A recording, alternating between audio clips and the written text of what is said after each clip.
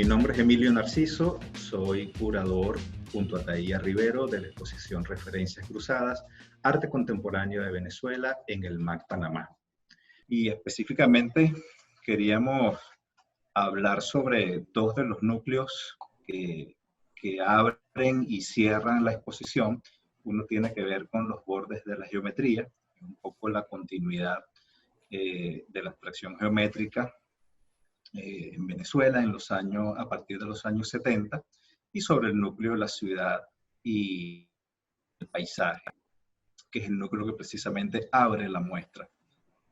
Y bueno, queríamos conversar con Rafael Pereira y con Taía Rivero acerca de estos puntos. Sé que Rafael, en su conocimiento sobre la abstracción geométrica, la integración de las artes, nos puede aportar bastante sobre este aspecto.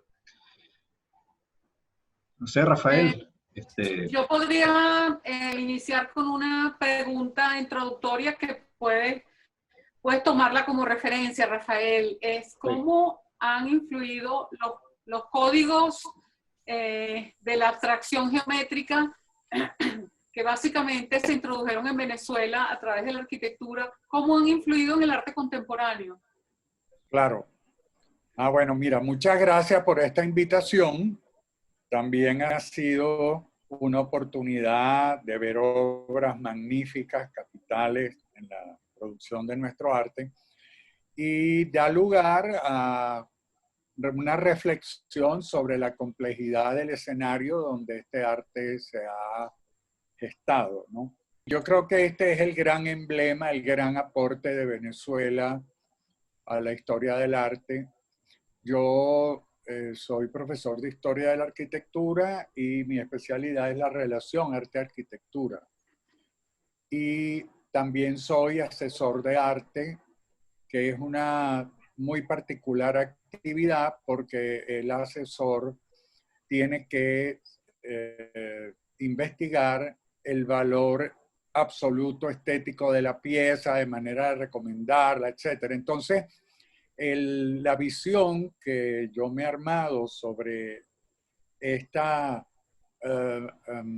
circunstancia, esta coyuntura histórica que se vivió en Venezuela, porque aquí hubo un capítulo de la historia de la modernidad.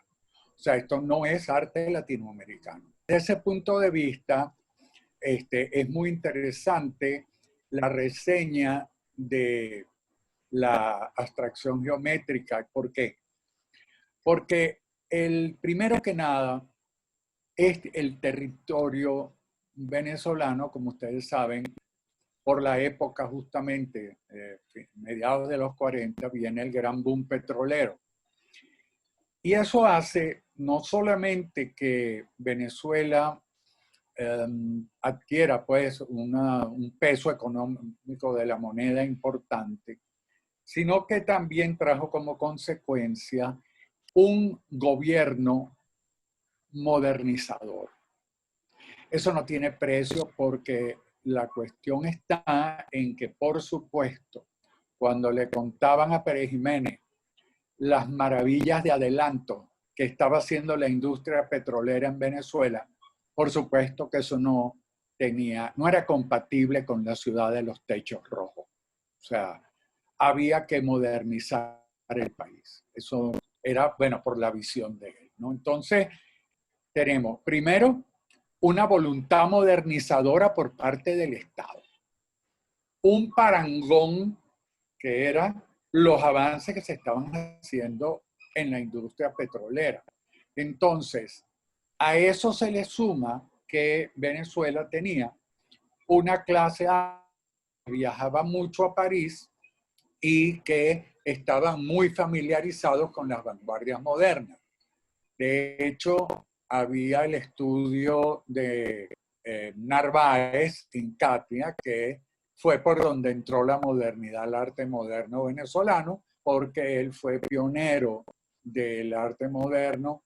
Y no solo eso, sino que en su taller habían reuniones de la juventud que tenía una visión más contemporánea del mundo, no de Venezuela. Y entonces estamos hablando de una gente que tuvo un privilegio increíble, porque no solamente era formación de primer orden, sino contacto directo con la obra plástica en primera, hacia en vivo. Entonces, ¿qué es lo que ocurre? Que cuando Villanueva va a ser la ciudad universitaria, él se da cuenta que hay la intención en la modernidad europea de la síntesis de las artes. Ya eso estaba, vamos a decir, formulado, especialmente por el neoplasticismo, que como ustedes saben, siempre Theo van Doesburg andaba buscando pues, arquitectura de planos deslizantes donde insertar sus planos murales, ¿entienden? Entonces, ¿qué es lo que ocurre con esto? Que Villanueva comienza a concebir la ciudad universitaria a la manera de la Escuela de París, es decir, lo que llamamos el Art Deco. Es decir, la Escuela de París es una, no son unos arquitectos pues, que fueron los primeros modernos parisinos, y dentro de ellos está, que es muy importante, bueno, ahorita me acuerdo. Lo cierto es que Villanueva comienza estudiando eso y hace un primer, ¿cómo se llama? Un primer plan para la ciudad universitaria que es a medio camino entre el bozartianismo en el que él fue educado, o sea, y aires ya de modernidad en los edificios. Por esa razón, la parte primera de ese plan que se construyó, que comienza, por supuesto, con el hospital universitario, ¿verdad? Y las escuelas de medicina, es muy interesante porque esa parte, que es la primera asimilación de la modernidad que Villanueva hace y pone en práctica. Eso es lo bueno. Él va un poco lento, ¿ves? Pero va poniendo en práctica. Entonces, y además tiene una ventaja, que tiene un acompañante insigne en toda esta aventura de modernización, que es Narváez.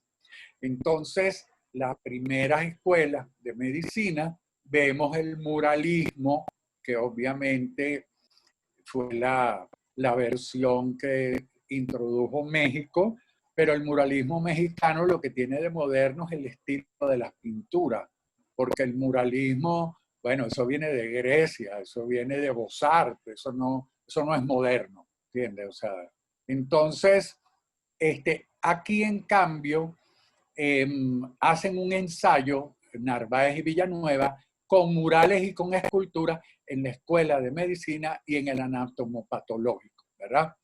Pero Villanueva era muy activo en su oficina con lo que estaba pasando. Y llega el libro emblemático de arquitectura moderna brasileña que editó el MoMA cuando la exposición Brasil Built del año 39. Entonces, claro, cuando ve Villanueva eso que está aconteciendo en Brasil, entonces es muy interesante porque cuando yo hago las visitas guiadas, ustedes no han querido ir, por cierto, hay un área que es donde está la escuela de enfermeras hasta la parte de abajo, que yo la llamo The Brazilian Corner, el rincón brasileño, porque ahí es donde están los ensayos que Villanueva hizo de asimilación de la arquitectura moderna brasileña, especialmente primero las rampas de Niemeyer, porque eso sí, nadie hizo rampas como Niemeyer, ¿verdad? Y también la manera de concebir los volúmenes de Afonso Reidi, el gran arquitecto carioca, el MAM, el que hizo el Museo de Arte Moderno de Río de Janeiro, que es una versión mucho más avanzada de Corbusier, y de hecho es el arquitecto brasileño a quien Corbusier le prestaba muchísima atención. Entonces Villanueva pasa para esa versión brasileña, que es muy importante, porque de ahí van a venir ese juego de marquesinas y las rampas. Eso es muy importante. Y luego empieza la versión ya de él. O sea, Jung habla de la metabolización, que es cuando un paradigma es asimilado por el inconsciente. Entonces, Villanueva, cuando llega a esa parte de la universidad, que es donde está el conjunto rectoral, la plaza cubierta, etcétera, ha metabolizado la modernidad. Entonces es muy interesante porque a mí me gusta comparar a Villanueva con Bach. Ustedes saben que hay dos tipos de creadores. Los que anuncian un movimiento, que en música sería Mozart, pero anuncia el clasicismo. Pero está también el que resume todo lo que lo precede, que ese fue Bach, que recogió no solo los movimientos alemanes, sino los movimientos italianos, tanto la escuela romana como la escuela veneta. Entonces, Villanueva empezó, porque claro, él tenía que trabajar sumamente rápido por el problema de los recursos. Entonces, él no tenía tiempo de estar elaborando grandes elucubraciones, sino él hacía la asimilación de cosas que tuvieran que ver con la función. Entonces, por ejemplo, el edificio rectoral, él pone, ve, un edificio a lo Erik Gunnar Asplund, porque tiene esa severidad que le da la dignidad rectoral, pero arriba le pone su toque brasileño. O sea, siempre hay un gesto, ¿no? Bueno, y así por el estilo. Entonces, ¿qué es lo que ocurre? Que Villanueva iba una vez al año a París, se pasaba mes y medio allá, y estaba en contacto con Sofía, con todo esto que estaba pasando, iba para el estudio de Calder, etc. Y ahí es donde conoce a todos estos maestros de la modernidad, ¿no? A Leyé, a Janart, bueno, ustedes los conocen, ¿verdad? A André Bloch, ahí conoce a Vasarely, importantísimo Vasarely.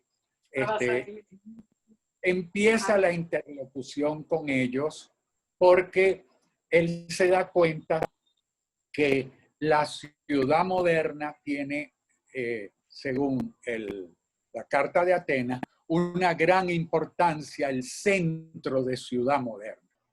Cuando Villanueva le toca hacer realmente el centro de la ciudad universitaria, que es lo que se llama el conjunto rectoral, ya él ha avanzado mucho en el proceso de metabolización de las ideas modernas.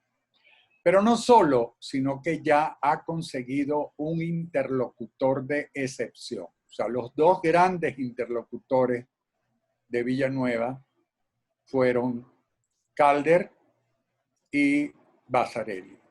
De la interlocución con Calder saldrá el aula magna, ¿verdad? Donde, como todos saben, Villanueva quería era unos móviles para las entradas del aula magna y Calder le dijo, no, pero es que yo quiero estar adentro. Entonces le dijo, no, pero eso es para los deflectores acústicos. Entonces entonces Calder le dijo, bueno, vamos a jugar con esos deflectores acústicos. Y de ahí salen las nubes. Esto es muy importante porque la formación de Calder viene de una familia que hacía escenografías teatrales, su papá, y él aprendió jugando en escena. Eso lo cuenta muy bien Jet Pearl en la biografía de Calder. Bueno, pero el caso es que en cuanto a la relación arte-arquitectura, sí es verdad que las nubes de Calder son el epítome porque allí ellas son funcionales, ellas son los deflectores acústicos, o sea, ellos son parte, tú quitas las nubes y no funciona acústicamente el aula magna. Pero desde el punto de vista de la concepción de la plaza cubierta, el gran interlocutor fue Vasarely. Vasarely tenía la ventaja de que él era la figura detrás de Denis René, será el que proveía los fondos, y era una persona sumamente hábil en cuestiones financieras, etcétera, y por esa razón juega un rol muy importante porque son él y Sofía los que se encargan de la producción y el envío de las obras de arte, y es por iniciativa de Vasarely que todas las maquetas que vienen a Caracas para ejecutar las obras de estos maestros fueron expuestas una semana en el Museo de Arte Moderno de París, antes de llegar aquí. Entonces, decíamos que en el 7º Congreso de los Congresos de Arte Moderno, el tema era el centro de ciudad. Y por esa razón, Vasarely y Villanueva se encargan, por esa razón es que justamente el plano que le hace Villanueva a Sofía Tauberar, que fue la que escribió el gran libro sobre él, ese plano lo llama el plano de los movimientos, porque es como si fuera una sinfonía en el espacio con el movimiento 1, el 2, el 3, el 4, y esos movimientos son los que dan lugar en sus intersticios, en el solape de uno con otro, es donde van las obras de arte. Por esa razón no se llaman murales, sino movimientos. Entonces, lo interesante es que el tema del movimiento es fundamental aquí. Y otra contribución fundamental a la concepción arquitectónica y estética de la ciudad universitaria la provee Pierre Boulez. Si nosotros nos recordamos, la modernidad había llegado hasta la dodecafonía con Schoenberg. Después pasan al serialismo con los dos discípulos de Schoenberg, especialmente con Alban Berg. Pero el epítome, el no va más de la vanguardia musical moderna es el serialismo total de Pierre Boulez. Y justamente la se llama Sonata para 2 pianos número 1. Esa sonata para 2 pianos número 1, que es donde el serialismo total llega a su máxima expresión teórica, la está componiendo Boulez en el año 52, mientras Villanueva está diseñando la plaza cubierta. Pero no solo, acuérdense que Pierre Boulez firmó el manifiesto disidente. O sea, Pierre Boulez era el gran interlocutor de Alejandro Otero, y de esa interlocución es donde viene el salto al espacio con las cafeteras. De paso, quiero decirles que la cafetera más evolucionada, que es la que ya da el preámbulo al salto a las líneas inclinadas, es de la colección de Pierre Boulez. Y siempre la estuvo en su cuarto. Yo estuve intentando adquirirla para la colección Cisneros, pero él no quiso porque esa era de su mundo privado. O sea, que estamos hablando de unas relaciones de interlocución sumamente intensas, y así como el tema de las tardocafeteras, líneas inclinadas, hasta los color ritmos vienen de la influencia de Pierre Boulez. También Pierre Boulez influye en la parte de movimientos de la ciudad universitaria en la cuestión de los pasillos cubiertos, porque la definición del serialismo total son fragmentos rítmicos, ¿cómo se llama? Que no están secuenciados, sino que son fragmentos rítmicos dislocados. Entonces, y eso es la idea que usa Villanueva para el movimiento dentro de la ciudad universitaria, que es por los pasillos cubiertos. O sea, y no solo, sino que Pierre Boulez debuta como director, la primera vez que dirigió fue en el aula magna a instancias de Villanueva. O sea, que estamos hablando de unas relaciones que ponen a la arquitectura moderna como lo que era el gran anfitrión de las artes, ¿verdad? Entonces, lo interesante con esto es la formación que adquieren estos artistas, la interlocución que tienen con maestros de la modernidad y la capacidad de tener contacto visual, de ver en vivo obras de grandes maestros. Entonces, para saltar, entonces esta generación que tiene esa formación tan cosmopolita, tan profunda, tan diversa, porque finalmente el arte moderno, por la abstracción, tiene la capacidad de interlocución entre los distintos soportes, entre los distintos medios del arte, porque al final es la composición el tema. Pero ¿qué es lo que ocurre? Que eso, por un efecto de difusión de esas obras y la búsqueda del monumentalismo, se vuelven obras presentes en toda la ciudad. Pero la parte de la ciudad la vamos a dejar para el próximo núcleo.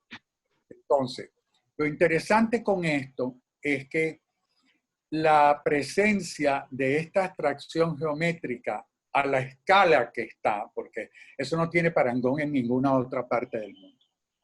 Ningún artista ha hecho obras del tamaño de las obras que hizo Alejandro Terry. Ustedes me buscan uno que, como me dijo él, en el año 52 estaba haciendo una escultura de 18 metros de altura para una bomba de gasolina. Entonces, claro, eso que se inicia y que llega hasta Guri, que hasta la reina de Holanda vino a verla, ¿verdad? Hace que sea una generación que tiene demasiado peso visual en la cultura contemporánea. Razón por la cual es tan interesante la exposición que ustedes montaron, la selección, la curaduría que han hecho, porque justamente, por cierto, que Adrián Pujal llama no los disidentes, sino los coincidentes, que es toda esa generación que viene después, que reacciona contra el cinetismo y la abstracción geométrica del movimiento, cada uno a su manera, unos negándolo, otros extremándolo, otros, en fin, pero siempre inevitablemente en diálogo, a veces violento, con ellos. Por esa razón es tan interesante la exposición, porque realmente representar a Alejandro Otero con esa cafetera en particular es más que suficiente. O sea, ahí vemos el punto donde lo que importa es la pincelada que salta al espacio, cosa que era por el camino que iba el cubismo, pero quedó atrapado en la trampa de la imagen. Pero esa es otra historia. Entonces, lo interesante con esto es que ahí también hay dos Cruz 10 muy interesantes, porque hay uno que son el origen de las fisicromías, donde era una construcción, ¿verdad? Mira cómo se ríe la sinvergüenza, no lo dejó pasar cuando lo vio. Mío, esa pieza es fundamental porque es el punto donde la construcción priva sobre el tema cromático, cosa que con la evolución de Cruz 10 de las fisicromías va a ser al revés. O sea, el juego cromático va a privar sobre la construcción porque ya la construcción está controlada, ya se sabe cómo se hace. Y por esa razón es tan interesante y tan singular la fisicromía que está en la exposición, que ojalá y la gente lo pueda valorar, porque a mí me encanta ese dejo del pasado constructivista, porque en vez de ser unos rectángulos de bonitas proporciones o lo que sea, son unos sistemas de cuadrado que todavía hablan de un gran control en la composición del plano. Entonces, creo que Cruz 10 debería estar allá arriba muy contento de que se le haya dado semejante dignidad. Pero ahí siguen habiendo cosas. Y esas cosas que hay ahí nos hablan de otra singularidad del caso de la abstracción geométrica venezolana, porque hasta ahora lo que cuando se viene de afuera, lo que llaman los curators, ¿verdad? Que vienen a Venezuela a ver la abstracción geométrica y en una semana visitan el archivo Villanueva, el archivo Gego, el archivo Otero, el archivo de la Fundación Narváez y, o sea, en 5 días. Bueno, ¿qué puedes aprender de una cosa que tiene semejante desarrollo aquí? Pero lo que me parece clave es que en paralelo a ese Alejandro Otero sin par y a esos Cruz Diez que son tan elocuentes de su obra, hay otro detallito por allí puesto que es el listonado de nuestro amigo Loifer. Eso es muy importante porque hasta ahora la gente estudia lo que yo llamo el núcleo Villanueva de la abstracción geométrica, que son, bueno, todo eso en torno a la Universidad Central, ¿verdad? Pero el listonado es muy importante porque el listonado nos habla de otro núcleo de la abstracción geométrica, que es el que yo llamo el núcleo Neumann, que es sumamente importante porque en ese instituto Neumann inicial se formaron artistas que vamos a ver luego en esa exposición hacia dónde van, producto de que su formación, a pesar de que pasaron algunos por la Escuela de Artes Plásticas, era de diseñador gráfico, lo cual le da un control sobre la estructura. Realmente son como ese patrón que hace el diseñador gráfico debajo sobre el cual coloca su composición. Entonces, esto es muy importante porque ahí están los que reaccionan contra ese cinetismo y esa abstracción geométrica, vamos a llamar severa, para no llamarla rígida, ¿verdad? Y es muy importante porque ahí hay 2 piezas fundamentales que son la de Eugenio Espinosa y la de Sigfredo Chacón. ¿Ven? Entonces, es muy interesante porque fíjense que en arquitectura eso se llamaba desconstrucción, que era cuando esa formalidad de la modernidad, ¿entiendes?, empieza a agarrar ángulos que no son rectos, planos que no son rectangulares, etc. Entonces es muy interesante porque la ruta de Eugenio, que se hace fundamental en esa reacción contra la abstracción geométrica establecida, es la desrigidización, el reblandecimiento de la parrilla, de la rejilla, ¿verdad? Que lo llega inclusive a hacer, llega a estar envolviendo y hasta produce música. Pero fíjate tú, tiene un envoltorio musical, pero no es Pierre Boulez, ni es, ¿cómo que se llamaba el de aquí? ¿Ah? El de aquí. No, Stockhausen. Bueno, lo cierto es que en cambio de eso es la consagración de la primavera, ¿verdad?, de Stravinsky, que es el origen de todo eso. Entonces, hay ese juego increíble, pero lo que sí de verdad es único dentro de esa exposición es la pieza de Sigfredo Chacón. Porque Sigfredo Chacón es así como el niño díscolo de la partida, el niño tremendo que le encanta la contradicción. Pero Sigfredo no solamente tiene formación con los del núcleo Villanueva en la Escuela de Artes Plásticas, formación con los del núcleo Neumann en el Instituto de Diseño, sino que además, cosa muy normal en un estudiante aventajado de la Venezuela de esa época, pues él va a hacer su posgrado de diseño gráfico en Londres y eso le permite estudiar a Matisse, por ejemplo, todos los días ir a ver a Matisse, o los viajes a Nueva York que le permitían pues entrar al mundo ese neoyorquino que en el momento estaba simbolizado por el minimalismo.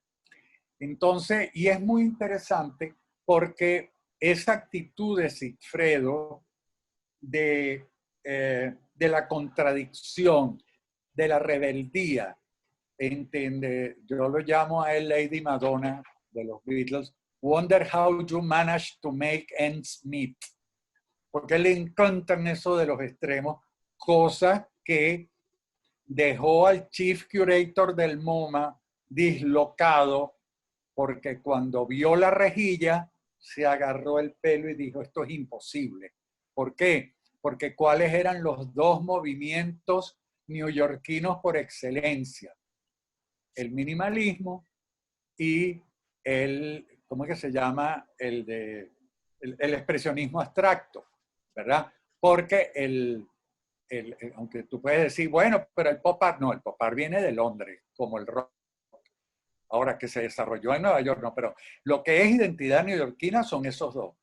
Y eran movimientos aparentemente contradictorios, aparentemente movimientos que no tenían nada que ver uno con el otro, eran opuestos. Y justamente la rejilla es muy interesante porque es la estructura de Sol Louis típica, ¿verdad? Con los drippings de nuestro amigo Jackson Pollock encima. Pero no solo. Lo interesante fue la discusión que se armó, porque tardaron un año para comprarla, pues entró adquirida, no entró por la donación de Patty, pero tardaron un año y fue muy interesante porque el conflicto final fue dónde la iban a meter, si en el departamento de esculturas o en el de pintura. O sea que hasta el último momento estuvo el infante terrible del arte venezolano echando broma, imagínate tú, hasta en el MoMA. Pero hay algo que el MoMA no tiene. El MoMA tiene la rejilla, pero no tiene el calco. ¿Ves? Porque resulta que a mí me interesa mucho el tema de Sigfredo, lo hemos estudiado muchísimo, y efectivamente hoy, claro, porque yo le pregunto a Emilio, mira, yo quiero que cuando me pongas la imagen de lo de Sigfredo, le des la vuelta, porque primero, entiende, va el boceto y después va la obra, para que sea de verdad al revés, porque realmente en este caso el boceto vino después de la obra. Por esa razón, Emilio tiene razón, en los archivos están registradas como dos obras separadas, pero realmente lo que pasa es que aquí hay tanta perversión por parte de Sigfredo que él también quiere revertir lo que es la idea de un díptico, porque los dípticos son simultáneos, ¿entiende? En cambio, en este caso, el díptico es casi 9 años mayor el boceto que la obra. No sé si me entiendes el nivel de trastocamiento de cómo es que se clasifica y se trabaja el arte.